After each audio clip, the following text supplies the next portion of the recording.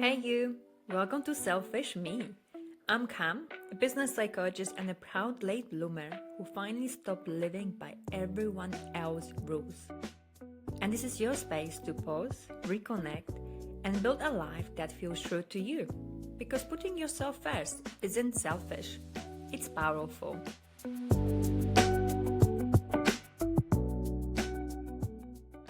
Hello, you. So today we are doing something I have wanted to do for a while now. We are talking about interview failures, my failure specifically. Why? Well, because I want to show you that interview is a skill. We get better with practice and with time and by learning from our own mistakes. And I know that sounds a little bit uncomfortable because nobody really loves admitting they've messed up, especially when it comes to something as high stakes as interview. And honestly, when we fail, there is often this quiet shame that comes with it. We don't talk about it. We push it down. We pretend it didn't happen. But here's the thing about shame. When we don't talk about it, it only gets bigger. It sits there in the background, convincing us we are the only one who has ever made a mess of something important. But we are not. We all make mistakes. Life does not go to plan, even when we have the very best intention, even when we prepare, even when we care. Things still go sideways sometimes. And that is just the reality of being human. Before I started this podcast, my absolutely favorite podcast was How to Fail with Elizabeth Day. And if you have not listened to it, go and listen. Seriously, it's brilliant. And the format she created, which is asking her guests about 3 failures and what they have learned from it, well, I have borrowed that for today. I will be sharing my 3 epic interview failures and what I have learned from them. And honestly, I cannot wait to tell you about them. This episode is part of my April job hunting series. We have already covered writing a great CV, the psychology of interview room, and double bind in women. And now we are here in the messy, awkward, deeply human territory of things going wrong. Here is what I know after years of working, learning, and development, and after years of coaching the career transitions. We do not actually learn that much from the things that go smoothly. We learn from the moments that go sideways, that catch us off guard, that make us want to disappear into the floor. Those moments when we reflect on them are the ones that actually change how we see and show up. So, if you are currently job hunting or if you're preparing for interview or if you take comfort knowing that mistakes happen to everyone, just like I do, this episode is for you. And before I share my failures, I want to gently invite you to pause for a moment. Just take a breath, let your shoulders drop, and sit away with the questions I will be sharing. Think about a time when something went wrong in an interview or in a high-stake professional situation. Not to cringe about it, just to notice it. To hold it with a little bit of curiosity rather than judgment. And here are the 3 questions I have for you today. Question number 1. When things have gone wrong in interviews, what was the story you told yourself afterwards? Did you move on quickly or did you carry it with you for a while? Question number 2. Have you ever gone into an interview that you knew deep down wasn't really right for you? What made you go anywhere? Question number 3. Is there a career decision, a role you took or didn't take, where you later realized your instincts were right all along? Just notice what comes up for you. You don't need to solve anything right now. Just let it sit. Maybe you felt a little hit of embarrassment remembering a moment that didn't go to plan. I did for sure. Maybe you felt some clarity. Whatever came up, it's valid. All of it. Because our careers are not just professional. They are deeply personal. The decisions we make about where to work, what roles to take, those decisions are connected to who we are, what we value, and what we're trying to build for ourselves. And here's what I want you to know. Every failure you have had in your career, every awkward interview, every role that wasn't right, every moment you walk out thinking that did not go well, all of this has been information. All of it has been shaping you. And that's experience in real life. And today, I'm going to give you some of my failures. Failure number 1, the skyscraper, the lost signal, and the motion sickness. I had an interview in central London, somewhere between Bank and Liverpool Street. Now, if you have ever been to that part of London, you will know it's a maze of glass buildings and streets that look exactly the same as the other streets. And I had a rough idea of where I was going, a rough idea, which it turns out is absolutely not enough, especially for me because I am terrible at Google Maps or directions in general.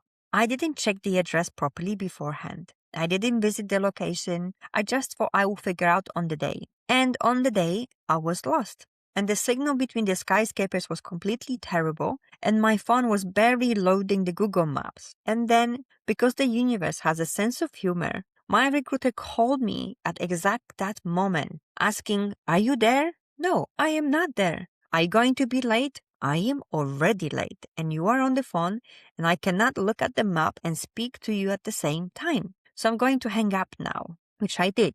And then I found the building. Turns out the interview was on the top of the skyscraper. The lift was incredibly fast.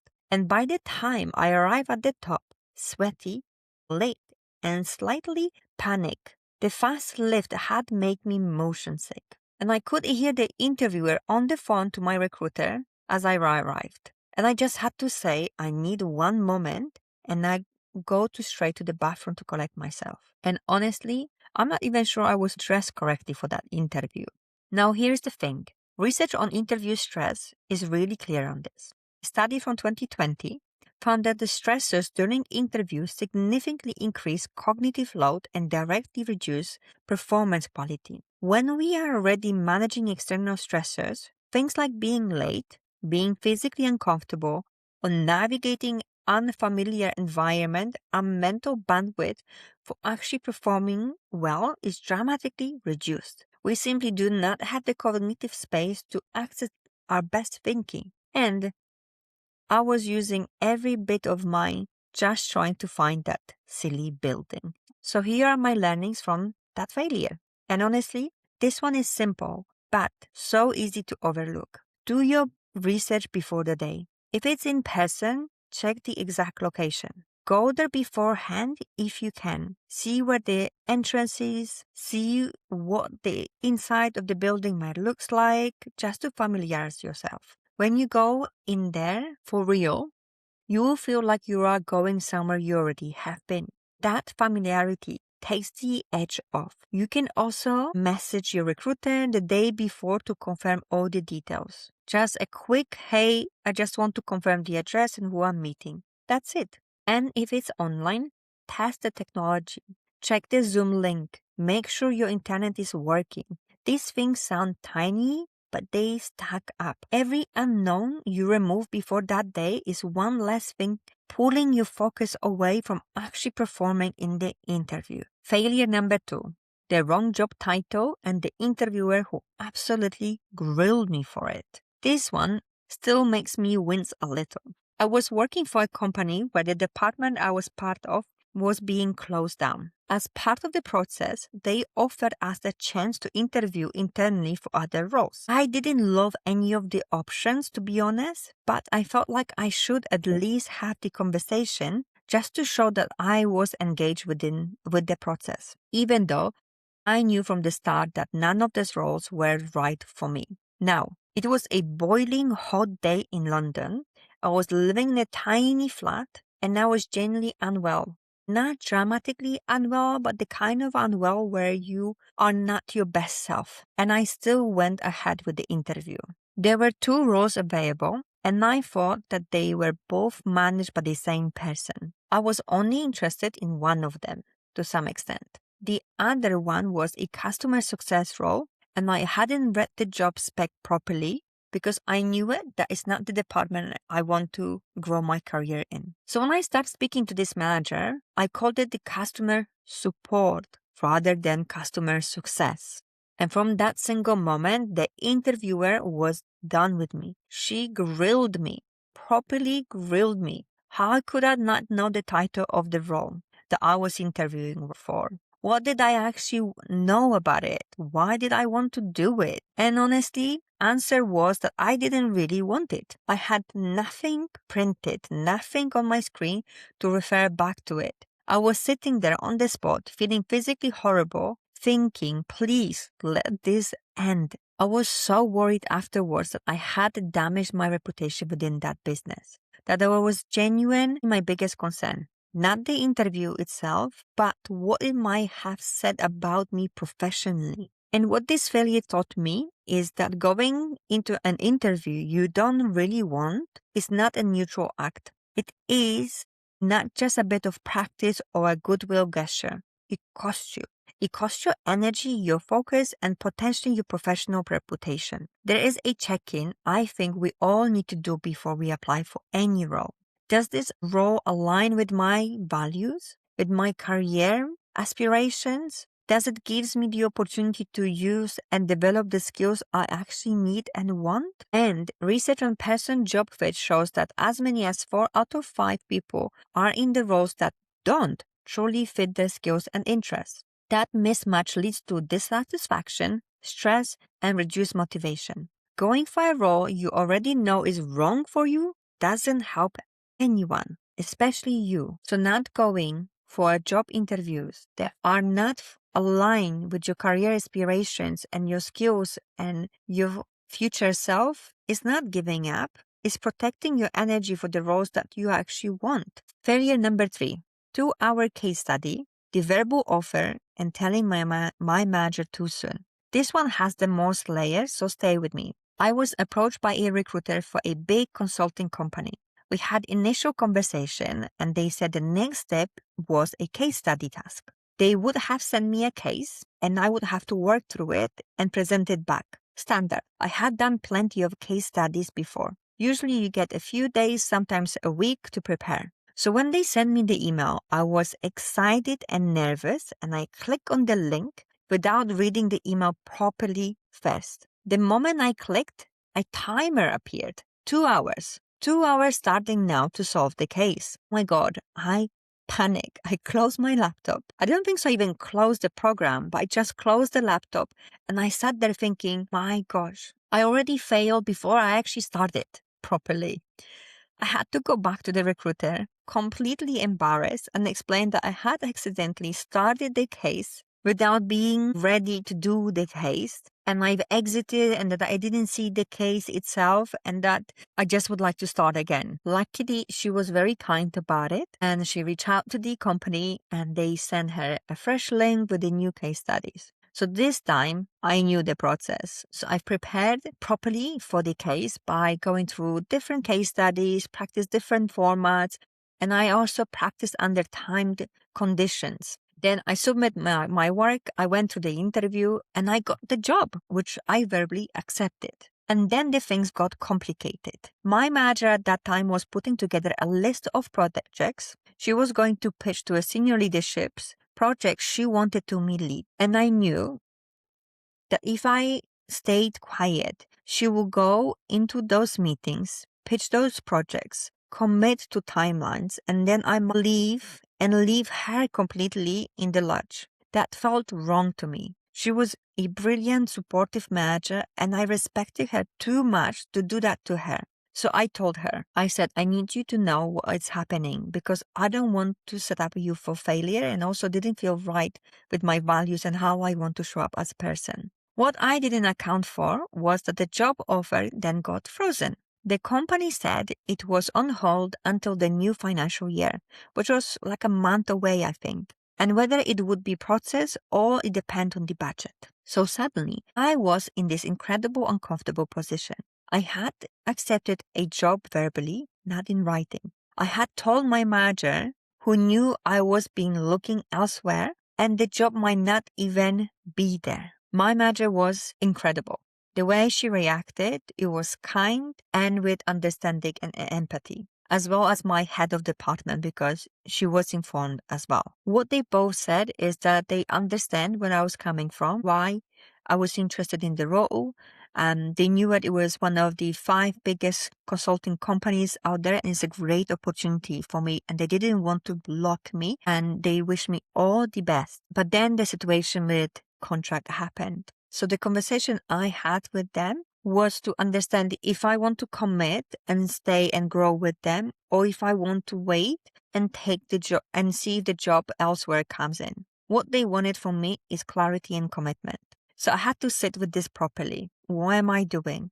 There were a few things I was considering when I was making my decision.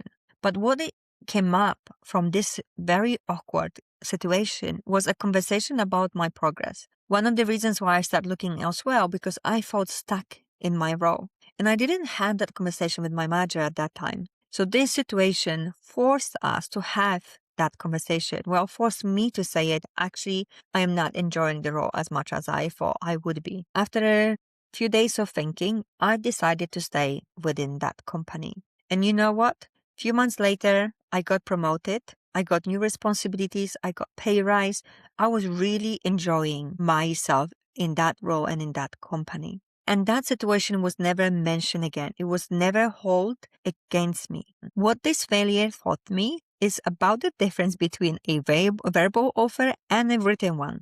Nothing is real until it's in writing. But it also taught me something about integrity. I told my manager because I did not want to fail her. And that instinct, even though it created short-term discomfort for me, long-term, it reflected the kind of a professional and the person I want to be. The kind that treats the people around them with honesty.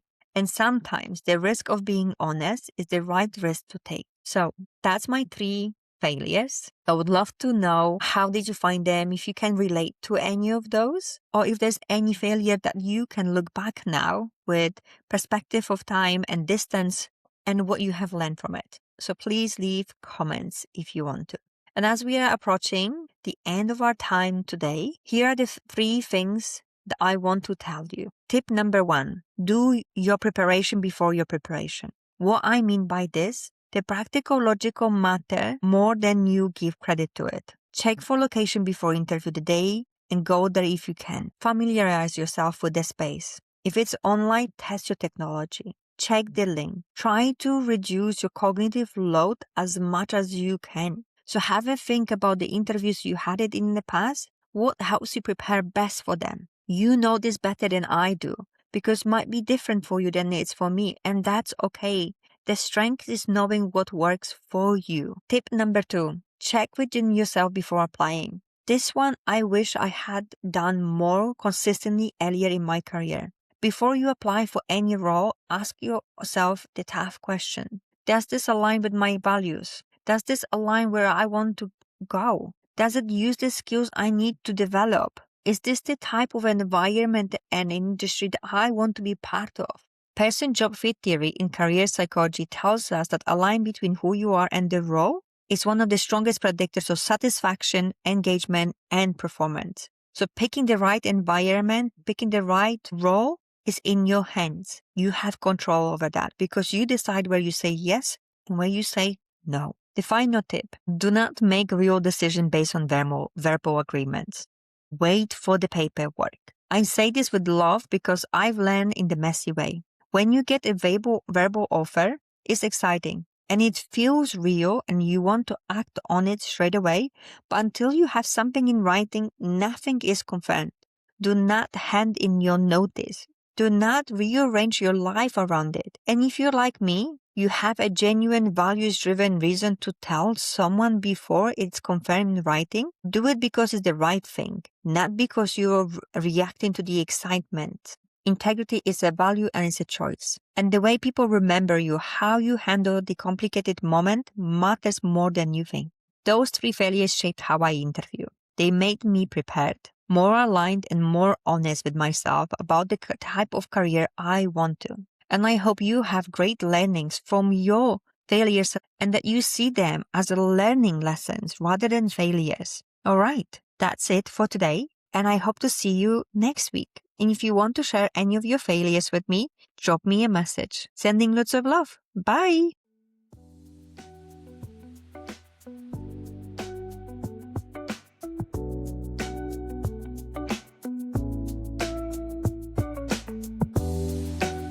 Thank you so much for listening. It honestly means the world to me. If something from today's chat made you smile, think, or feel seen, share it. That's how our Selfish Me community grows. This podcast is about real voices and reminding each other that we are not alone. We are all figuring out how to do life our way, and you are doing better than you think.